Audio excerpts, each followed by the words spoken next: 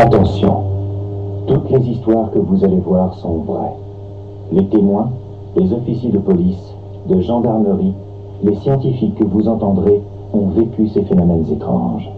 Aujourd'hui, ces mystères sont encore inexpliqués.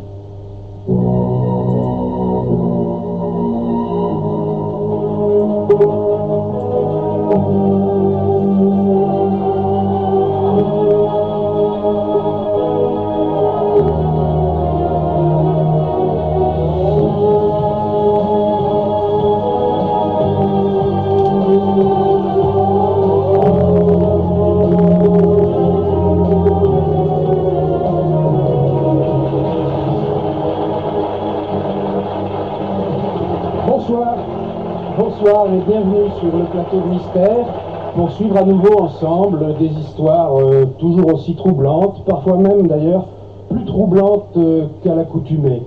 Certaines de ces histoires sont arrivées à des gens comme vous et moi, pourraient toujours nous arriver, même si elles sont exceptionnelles, alors que d'autres mettent en scène des personnages hors du commun, comme on en rencontre très très peu. Mais avant d'entrer dans le détail, avant de pénétrer ces univers parallèles, tout de suite, en image, un aperçu de ce que nous allons voir ce soir.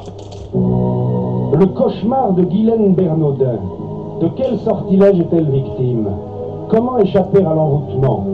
L'univers violent de la sorcellerie de nos jours au cœur de Paris. Stigmate, bilocation, prédiction, plus que tout autre, ce Rivon-Aimé aura été l'objet d'une multitude de phénomènes extraordinaires, comme on en a peu vu dans l'histoire des grands mystiques. La vie après la mort. 2 ans après sa disparition, à l'âge de 26 ans, Andrea Sardos Albertini entre en contact avec son père. La preuve pour beaucoup de la survie après la mort. Selon un document secret américain, un engin spatial habité se serait écrasé au Nouveau-Mexique en 1947.